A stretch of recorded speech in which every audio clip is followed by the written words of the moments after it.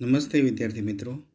ધોરણ 7 વિષય ગણિત પ્રકરણ 11 પરિમિતિ તથા ક્ષેત્રફળ, જેનો આજે આપણે પ્રથમ ભાગ જોઈશું, જેમાં આપણે આજે થિયરી જોવાની છે. સૌપ્રથમ ચોરસની પરિમિતિ. તો અહીં તમારી સ્ક્રીનમાં તમે જોઈ શકો છો, ચોરસની આકૃતિ દર્શાવેલી છે, જેની ચારે બાજુઓના માપ સરખા હોય છે. ધારો કે બાજુ છે તેનું માપ એલ લઈ લઈએ, એટલે કે લંબાઈ એલ લઈ લઈએ, તો 4 વખત લંબાઈ એલ વત્તા એલ, જેને ચોરસની પરિમિતિ કહે છે. એટલે કે પ્રસ્તુત આકૃતિ છે તેમાં જે બહારનો ભાગ છે, બહારની ફરતી બાજુઓ છે, તેમાં જે પીળો રંગ કરેલો છે તેને આપણે ચોરસની પરિમિતિ કહીએ છીએ. એટલે કે એક પરિભ્રમણ પૂર્ણ કરે બહારની બાજુએ તો તેણે ચોરસની પરિમિતિ કહેવામાં આવે છે. તો અહીં લંબાઈ એલ હોવાથી 4 વખત આંટો મારવો પડશે, જેથી એલ વત્તા એલ વત્તા એલ વત્તા એલ એટલે કે 4L, જેને 4 ગુણ્યા એલ પણ લખી શકાય છે. જો એક ચોરસની લંબાઈ 5 સેમી હોય, એટલે કે ચોરસની એક બાજુની લંબાઈ તમે 5 સેમી લઈ લો. અહીંયા 5 સેમી લઈ લીધી છે. એવી રીતે બધી બાજુ સરખી હોવાથી 5 સેમી જ થશે. તો તેની પરિમિતિ તો સૂત્ર મુજબ 4 ગુણ્યા એલ, તો 4 ગુણ્યા એલ એટલે 5, 4 પંચા 20 સેમી પરિમિતિ થશે.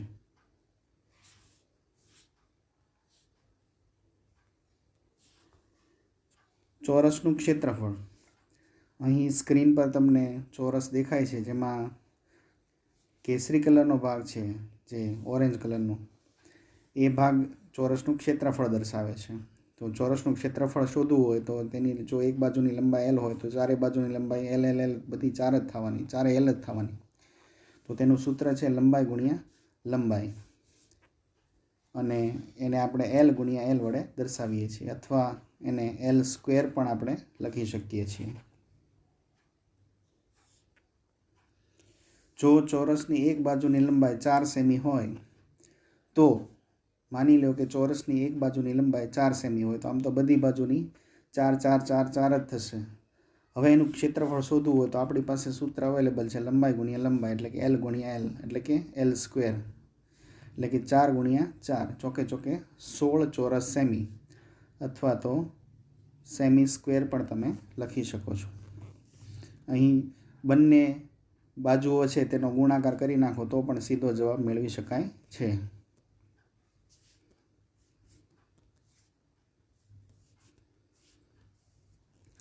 તે જ રીતે હવે ચોરસ પછીનો આકાર આવે છે લંબચોરસ. સ્ક્રીન પર તમે લંબચોરસ જોઈ શકો છો. તેની પરિમિતિ એટલે તેની ચારે બાજુમાં જે પીળો રંગ દેખાય છે, તો જે એક પરિભ્રમણ પૂરું કરે તો તેની પરિમિતિ પૂર્ણ કરી કહેવાય. એટલે કે પરિમિતિ એટલે ચારે બાજુનો સરવાળો. તો અહીં ચારે બાજુ એટલે લંબાઈ પહોળાઈ લંબાઈ પહોળાઈ, એટલે 2 વખત લંબાઈ આવશે અને 2 વખત પહોળાઈ આવશે. તો લંબાઈને એલ વડે અને પહોળાઈને બી વડે દર્શાવીએ તો એલ વત્તા બી વત્તા એલ વત્તા બી, એટલે એલ છે એ 2 વખત થશે એટલે 2L, અને પહોળાઈ પણ બી પણ 2 વખત થશે એટલે 2B. એટલે આને આ રીતે પણ લખી શકાય, 2 ગુણ્યા કૌંસમાં એલ વત્તા બી. આવું સૂત્ર આપણું તૈયાર થઈ ગયું છે. તો વિદ્યાર્થી મિત્રો, તમારે લંબચોરસની પરિમિતિ શોધવી હોય તો શું કરવાનું કે લંબાઈ અને પહોળાઈનો સરવાળો કરવાનો અને તેને 2 વડે ગુણી નાખવાનું, તો તમને જવાબ મળી જશે. જે આપણે એક ઉદાહરણથી સમજીએ. સ્ક્રીન પર તમને એક ઉદાહરણ આપેલું છે. લંબાઈ 5 સેમી હોય અને પહોળાઈ 2 સેમી હોય. તો લંબચોરસની પરિમિતિ શોધવી હોય તો અહીંયા લંબાઈ 5 સેમી છે અને પહોળાઈ 2 સેમી છે. તો સૂત્ર મુજબ 2 ગુણ્યા એલ વત્તા બી, એલ એટલે લંબાઈ ને પહોળાઈ એટલે બી, તો 5 વત્તા 2 7, અને 7નો 2 સાથે ગુણાકાર કરો તો 14 સેમી પરિમિતિ મળી જાય છે. તે જ રીતે હવે લંબચોરસનું ક્ષેત્રફળ. તો પ્રસ્તુત સ્ક્રીન પર તમે જે આકૃતિ જુઓ છો લંબચોરસની, તેમાં જે ઓરેન્જ ભાગ છે એ લંબચોરસનું ક્ષેત્રફળ દર્શાવે છે, જેને સૂત્ર વડે દર્શાવવું હોય તો લંબાઈ એટલે એલ અને પહોળાઈ એટલે બી, એલ ગુણ્યા બી વડે દર્શાવાય છે. તો આ સૂત્ર તમારે યાદ રાખવાનું છે. હવે ઉદાહરણથી સમજીએ તો જો એક લંબચોરસની લંબાઈ 5 સેમી હોય અને પહોળાઈ 2 સેમી હોય, એટલે કે L બરાબર 5 અને B બરાબર 2 હોય, તો 5 દુ 10 એટલે 10 ચોરસ સેમી અથવા સેમી સ્ક્વેર ક્ષેત્રફળ એનું થઈ જશે. હવે જોઈએ સમાંતર બાજુ ચતુષ્કોણ. તો એની વ્યાખ્યા તમે આગલા ધોરણમાં ભણ્યા જ છો, છતાં આપણે રિપીટ કરી લઈએ. જે ચતુષ્કોણની સામસામેની બાજુઓની, એટલે આકૃતિમાં જોઈએ તો આ સામસામેની બાજુઓની બંને જોડ સમાંતર હોય. તો સામસામેની બાજુ બંને જોડ એટલે કે બે બાજુ બધી બાજુથી સમાંતર હોય. સામેની સાઈડ એકબીજા સમાંતર હોય અને આડી સાઈડ એ સમાંતર હોય, તો તેને સમાંતર બાજુ ચતુષ્કોણ કહે છે. હવે સમાંતર બાજુ ચતુષ્કોણની પરિમિતિ એટલે સ્ક્રીન પર તમે જે બ્લુ ભાગ જુઓ છો, આ ચારે બાજુમાં એક પરિભ્રમણ પૂર્ણ કરે તો તેની પરિમિતિ કહેવામાં આવે છે, એટલે કે બધી બાજુઓનો સરવાળો. હવે એનું ક્ષેત્રફળનું સૂત્ર જોઈ લઈએ. સમાંતર બાજુ ચતુષ્કોણનું ક્ષેત્રફળ બરાબર પાયો. પાયો એટલે આ જે નીચે છે એ પાયો છે, જેને આપણે આધાર પણ કહીએ છીએ, બેઝ. અને તેને ગુણ્યા પાયા પરનો વેધ. એ જ પાયા ઉપર લંબ વેધ હશે, બરાબર, એટલે કે તેને ઊંચાઈ પણ કહેવામાં આવે છે. તો બંનેનો ગુણાકાર કરીએ તો આપણને ક્ષેત્રફળ મળી જશે. તો આ હતું સમાંતર બાજુ ચતુષ્કોણનું ક્ષેત્રફળ શોધવા માટેનું સૂત્ર.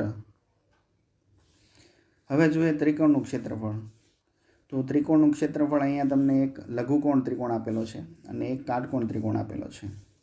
ત્રિકોણનું ક્ષેત્રફળ શોધવા માટેનું સૂત્ર છે 1/2 પાયો ગુણ્યા વેધ.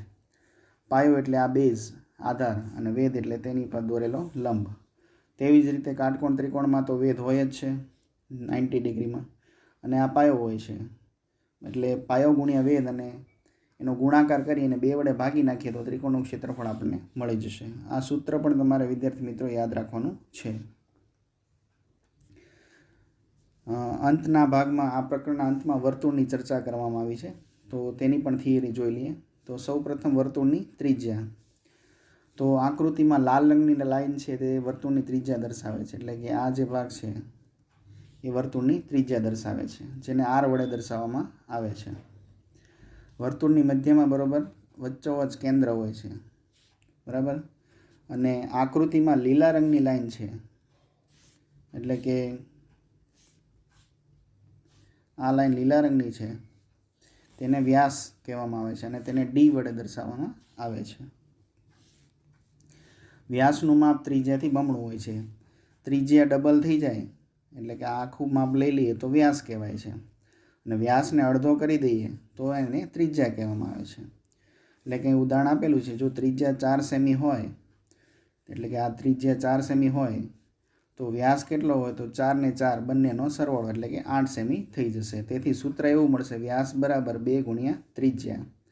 તેનાથી ઊંધું પણ કહી શકાય, ત્રિજ્યા બરાબર વ્યાસનું અડધું એટલે કે વ્યાસ ભાગ્યા 2. આ સૂત્ર પણ તમે લઈ શકો છો. જ્યારે તમને વ્યાસ ઉપરથી ત્રિજ્યા ગોતવાની કહે તો તમારે વ્યાસનું અડધું કરી દેવાનું રહેશે. તો આ વર્તુળની સંબંધિત માહિતી છે, જે તમારે હવે પછીના ધોરણમાં પણ પાછી આવવાની છે.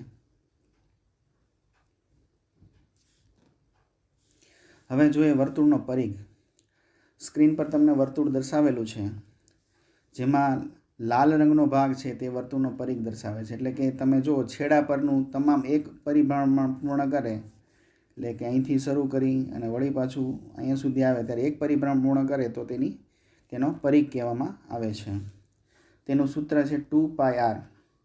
2 પછીનું જે છે સંકેત એને આપણે પાઈ કહીએ છીએ, છેલ્લે છે R. R એટલે ત્રિજ્યા, જે અગાઉ આપણે ચર્ચા કરેલી છે. પાઈ તમારા માટે વિદ્યાર્થી મિત્રો નવું છે. પાઈનું મૂલ્ય તમને આપી દેવામાં આવે છે.